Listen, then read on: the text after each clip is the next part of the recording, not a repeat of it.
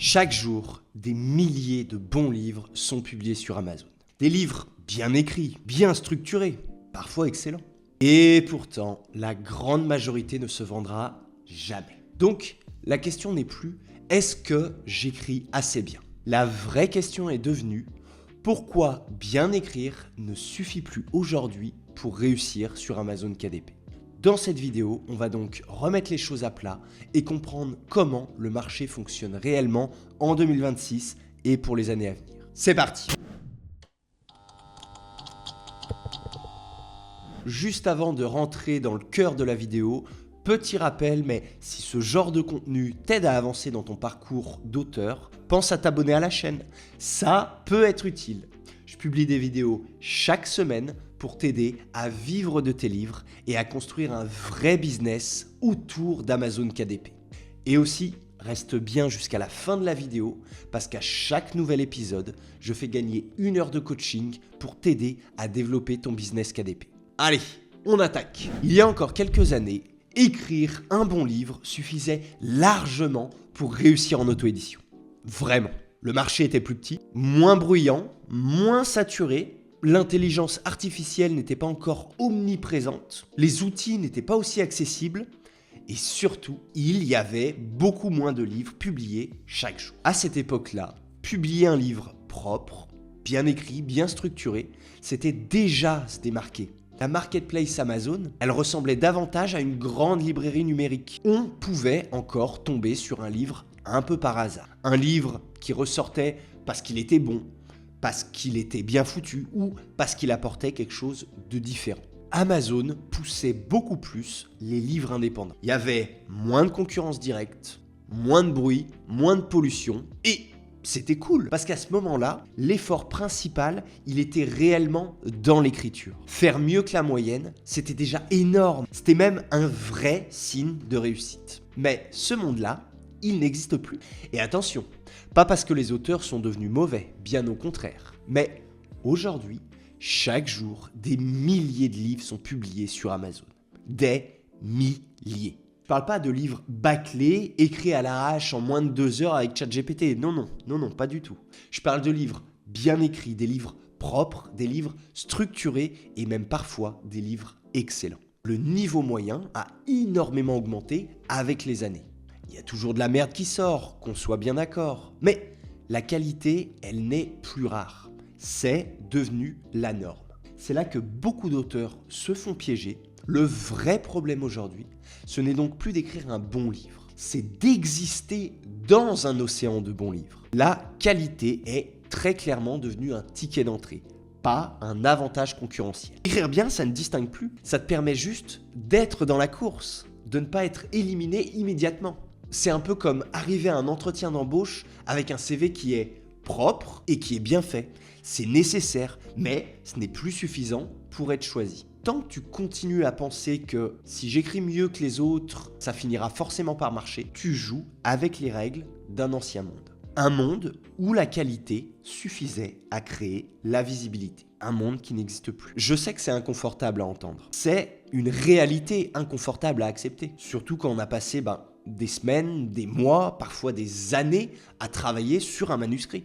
À le corriger, à le peaufiner, à y mettre une partie de toi. Mais aujourd'hui, écrire un bon livre, ça ne garantit plus du tout la visibilité. Ça garantit simplement que ton livre ne sera pas éliminé d'office. La visibilité, elle se joue ailleurs. Et c'est précisément là que beaucoup d'auteurs continuent de se tromper. Non pas par manque de talent, ou non pas par manque de travail, par décalage complet avec la réalité actuelle du marché. Tant que ce décalage n'est pas compris, améliorer encore l'écriture ne fera que repousser le véritable problème. Quand un livre ne se vend pas, le premier réflexe de beaucoup d'auteurs, c'est de remettre en question leur écriture. C'est légitime aussi de faire ça. On se remet en question. Et c'est normal. C'est même sain quelque part. On se demande si on est assez bon, assez légitime, assez talentueux. On doute, on se compare, on se dit que on a peut-être raté quelque chose. Mais dans l'immense majorité des cas, ce diagnostic est faux. Le fait qu'un livre ne se vende pas ne signifie pas qu'il est mauvais. Du moins, pas obligatoirement. Très souvent, ça signifie juste qu'il est mal compris. On va faire un truc. Mettez-vous à la place du lecteur juste une minute. Un lecteur ne connaît pas ton intention, ne connaît pas ton parcours, les efforts que tu as fournis, les nuits blanches passées à écrire, corriger, à douter, à recommencer. Un lecteur ne voit pas la qualité intrinsèque de ton travail ni l'énergie que tu y as mis. Lui, ce qu'il voit, c'est très simple. Il voit une couverture, un titre, une description, parfois quelques avis, et en quelques secondes à peine, il doit comprendre une chose très simple. Est-ce que ce livre est pour moi, ici et maintenant, ou pas? Pas est-ce que ce livre est bien écrit? Pas est-ce que l'auteur a travaillé dur pour proposer quelque chose de qualité? Juste, est-ce que ça me concerne moi, personnellement? Oui ou non? Si c'est oui, tant mieux, une vente de plus, super. Si c'est non, bye bye. C'est précisément là que beaucoup de bons livres échouent. Pas à cause de l'écriture, mais à cause des décisions prises autour du livre. Une promesse floue, un positionnement hésitant, parfois même très hésitant, une cible trop large ou au contraire mal définie, un message qui essaye de parler à tout le monde et qui finit par parler à personne. Parfois même, et c'est très fréquent, je peux vous l'assurer, un livre est écrit avant tout pour faire plaisir à l'auteur, pour exprimer quelque chose de personnel, transmettre une vision, pour raconter une histoire qui lui tient à cœur. C'est totalement respectable en soi, il n'y a rien de mal à ça. Mais un livre qui se vend n'est pas seulement un livre sincère. C'est un livre pensé pour un lecteur précis, avec un problème précis, avec une attente précise et surtout avec une transformation clairement identifiable. Quand cette clarté n'existe pas, le lecteur ne se dit pas « ce livre est mauvais ». Il se dit simplement « ce livre n'est pas fait pour moi ».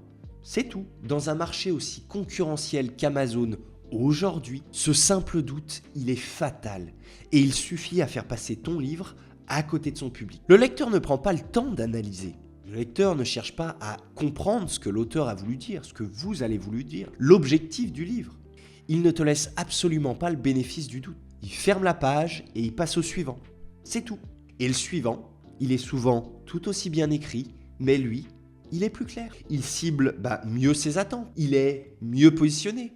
Il parle plus directement aux problèmes du lecteur ou aux émotions du lecteur si c'est de la fiction. C'est exactement pour ça que tant de bons livres restent invisibles. Pas parce qu'ils ne méritent pas de réussir, absolument pas. Pas parce qu'ils sont mal écrits, mais parce qu'ils n'ont pas été pensés comme des produits compréhensibles dans un marché qui est aujourd'hui sursaturé. Ils existent, ils sont bons, mais ils ne déclenchent aucune décision. Je dirais même, pire encore, ils déclenchent de l'indifférence. Tant que tu continues à croire que le problème vient uniquement de ton écriture, tu risques de passer des mois à améliorer quelque chose qui n'est pas la cause réelle de tes résultats. Tu vas peaufiner des chapitres, retravailler des phrases, revoir ton style, alors que le vrai problème, il se situe totalement ailleurs. Et c'est exactement ce décalage-là qu'il faut comprendre si tu veux commencer à jouer dans la cour des grands. C'est une vérité dure à avaler, je le concède, mais c'est la réalité du marché aujourd'hui. Évoluer ou mourir, c'est tout. À partir du moment où tu comprends que le problème n'est plus l'écriture, mais la compréhension du marché, la compréhension de ton marché, une autre question apparaît naturellement. Beaucoup plus dérangeante, certes, mais aussi beaucoup plus utile. Qu'est-ce qui fait vraiment la différence aujourd'hui? Et la réponse peut surprendre, voire frustrer, offusquer certains auteurs, mais elle est beaucoup plus simple qu'on ne l'imagine. Ce n'est pas de mieux écrire, ce n'est pas d'avoir un style plus travaillé, ou ce n'est pas encore d'ajouter une 50aine de pages de plus à ton manuscrit. La vraie différence aujourd'hui, c'est de mieux comprendre pour qui tu écris. Remise en contexte, avant même d'ouvrir ton logiciel d'écriture, Word ou un autre, on s'en fout, c'est pas la question. Avant même d'écrire la première ligne, les auteurs qui réussissent aujourd'hui commencent par partir du lecteur. Pas par leurs envies, pas par leur inspiration, pas parce qu'ils ont envie de raconter, ok ? Ils commencent par se poser une question très terre-à-terre en fait, presque froide en fin de compte, mais ô combien essentielle. À qui est-ce que je parle ? Et pourquoi cette personne devrait s'arrêter sur mon livre plutôt qu'un autre ? Dit comme ça paraît simple, non ? Et pourtant, c'est précisément là que la majorité des auteurs échouent. Beaucoup écrivent encore comme si le lecteur allait leur accorder du temps, de l'attention et de la patience. Comme si le lecteur allait faire l'effort de comprendre leur intention. Sur Amazon, ça ne se passe pas comme ça. Le lecteur ne te doit absolument rien. Il ne te connaît pas, il ne t'attend pas.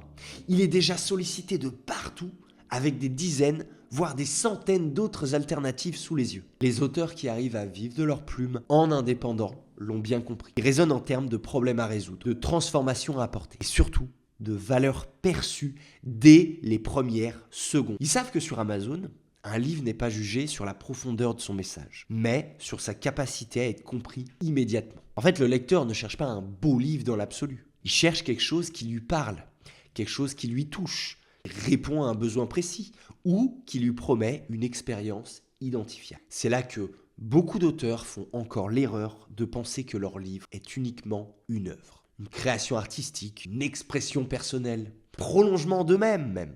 Encore une fois, il n'y a rien de mal à ça. Mais en réalité, sur Amazon, un livre, c'est aussi un produit. Et attention, ça ne veut pas dire que ton livre doit être vide de sens ou dénué d'âme, ou même juste purement commercial. Absolument pas. Ça veut juste dire qu'il doit être lisible, compréhensible et désirable dans un environnement qui est ultra concurrentiel. Un livre, il peut être sincère et stratégique. Il peut avoir une âme et une promesse claire. Les deux ne sont absolument pas incompatibles. Les auteurs qui réussissent considèrent leur livre comme un point d'entrée. Un point d'entrée vers un univers, une série, une thématique, une relation avec le lecteur. Ils ne pensent pas « j'écris un livre ». Ils pensent plutôt « je crée une proposition claire pour un type de lecteur précis ». Cette différence de raisonnement, elle change absolument tout. Parce que quand tu passes de « je veux écrire un bon livre » à « je veux créer un livre » qui trouve son public, tu joues plus du tout le même jeu. Tu ne cherches plus la reconnaissance abstraite, l'illusion de la gloire. Tu cherches plus à prouver que tu écris bien. Tu cherches l'adhésion concrète. Tu cherches à créer un lien réel entre ton livre et la personne qui le lit. Et c'est exactement ce changement de posture qui permet à certains auteurs de vendre régulièrement, de manière prévisible, là où d'autres restent bloqués pendant des années, malgré une très bonne plume, parce qu'ils jouent dans un marché qui a changé de règles. Et c'est ici qu'on arrive à la partie la plus dangereuse et paradoxalement la plus sournoise, persévérer dans le mauvais modèle. Quand un livre ne fonctionne pas, beaucoup d'auteurs font exactement la même chose. Ils continuent. Ils écrivent encore plus, ils retravaillent leur style, ils peaufinent leurs phrases, ils rajoutent des chapitres, c'est la grande tendance du moment. Ils se disent qu'en faisant encore mieux, ça finira forcément par payer. Ça part d'une bonne intention. On nous a toujours appris que pour réussir, il fallait persévérer. Il fallait ne pas abandonner, ne pas lâcher, aller jusqu'au bout. Sauf que persévérer, c'est pas toujours une qualité. Persévérer sans jamais remettre en question le modèle, c'est souvent la manière la plus lente et la plus douloureuse d'échouer. Le vrai danger, c'est pas d'échouer une fois. Non, absolument pas. On échoue tous, moi le premier. Et même, on va tous échouer à un moment donné ou l'autre dans notre vie. C'est complètement normal. On se plante, on teste, on se trompe. C'est sain d'échouer. Le vrai danger, c'est d'échouer lentement en répétant exactement les mêmes erreurs, encore et encore, convaincu que le problème vient toujours de l'écriture et jamais de la stratégie. Il y a une phrase qu'on attribue souvent à Einstein, même si on ne sait pas exactement s'il l'a vraiment dite ou si c'est quelqu'un d'autre, elle reste terriblement vraie.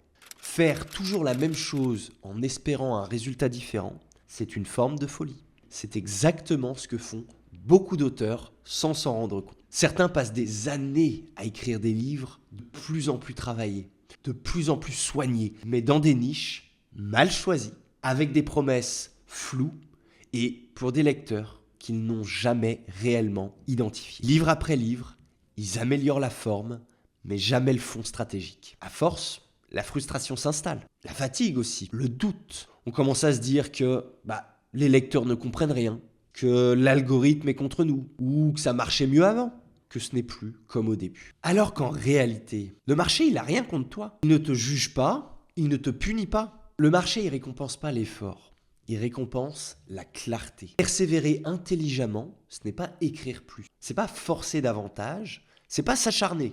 Persévérer intelligemment, c'est ajuster. Analyser ce qui ne fonctionne pas, c'est accepter de remettre en question ses choix. C'est parfois accepter que le problème ne vient pas de ton talent, mais de la manière dont tu as abordé le projet. Si tu continues à jouer avec les règles d'hier dans le marché d'aujourd'hui, tu fais pas preuve de persévérance. Tu fais preuve d'acharnement aveugle. Et l'acharnement aveugle, ça mène rarement à autre chose qu'à l'abandon final, qu'à la défaite. Parce que tu t'es épuisé à résoudre le mauvais problème. Mais la bonne nouvelle dans tout ça, c'est que comprendre ce décalage dès maintenant peut te faire gagner des mois, voire des années dans ton business d'auto-édition. Parce qu'à partir du moment où tu réalignes ton écriture avec la réalité du marché, chaque livre change de statut. C'est plus un pari aveugle, c'est plus un coup de poker émotionnel.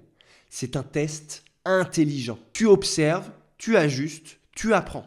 C'est à ce moment-là que l'auto-édition redevient un terrain de jeu intéressant. Pour ceux qui ont compris comment est-ce que le jeu se joue aujourd'hui. Voilà l'idée centrale de cette vidéo. Écrire un bon livre, c'est indispensable. Mais en 2026, c'est juste le point de départ. Aujourd'hui, la qualité ne suffit plus à créer la visibilité. La différence, elle se fait dans tout ce qui entoure le livre. La promesse que tu fais au lecteur, le positionnement que tu choisis, la cible à qui tu parles vraiment, la valeur perçue au premier coup d'œil, et surtout, l'ordre dans lequel tu prends tes décisions. Un bon livre qui n'a pas de promesse claire, c'est un bon produit mal compris.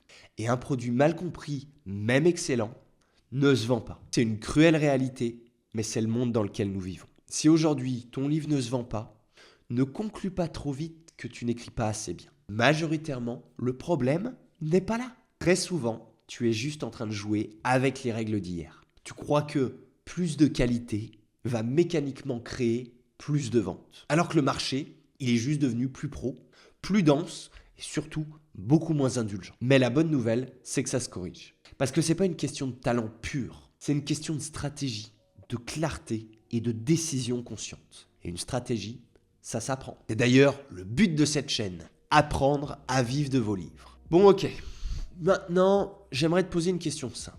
Aujourd'hui, c'est quoi ton plus gros blocage pour réussir? Est-ce que c'est la niche, promesse, la fiche Amazon, ou même le fait de ne pas savoir à qui tu t'adresses? Tu peux me dire ça en commentaire, il n'y a aucun problème, je lis absolument tout et surtout, ça me permettra de faire des vidéos encore plus ciblées sur tes problématiques. Donc, à ton clavier. Si tu veux aller plus loin que cette vidéo et être accompagné de manière plus structurée, j'ai créé un groupe privé qui s'appelle Le Cercle. Dedans, on travaille précisément sur ce genre de sujet. Comment trouver une niche solide? Comment construire une promesse qui vend? Comment éviter les erreurs de positionnement? Plus largement, comment bâtir un business durable et rentable autour de tes livres sur Amazon KDP. Je te mets le lien dans la description. Premier lien en description si tu veux jeter un œil et voir si c'est fait pour toi. Donc surtout, n'hésite pas. Bon allez, maintenant on arrive au moment que certains attendent depuis le début de cette vidéo, le traditionnel tirage au sort. Comme à chaque semaine, à chaque vidéo, c'est l'heure du tirage au sort. Le grand gagnant de cette semaine qui remporte 1 heure de coaching privé avec moi est, roulement de tambour, tadam! Son nom s'affiche juste ici. Bravo à toi. Toutes mes félicitations. Tu peux me contacter à l'adresse mail qui s'affiche juste ici, là, par là. Et on fixera un créneau ensemble pour bosser sur ton business. Pour les autres, ne vous en faites pas. À chaque épisode, je remets 1 heure de coaching en jeu. Pour participer, c'est vraiment super simple. Faut être abonné à la chaîne, liker la vidéo et me laisser un petit commentaire. C'est tout. Et ton nom sera automatiquement pris en compte pour le tirage au sort de la semaine prochaine. En tout cas, merci de m'avoir regardé jusqu'au bout. S'il y a une chose à retenir de cette vidéo, c'est que ton livre n'a pas besoin d'être plus beau que les autres. Il a juste besoin d'être mieux compris et mieux positionné. Continue à persévérer, mais continue intelligemment. Pour ma part, je vous dis à la semaine prochaine pour une nouvelle vidéo. Salut!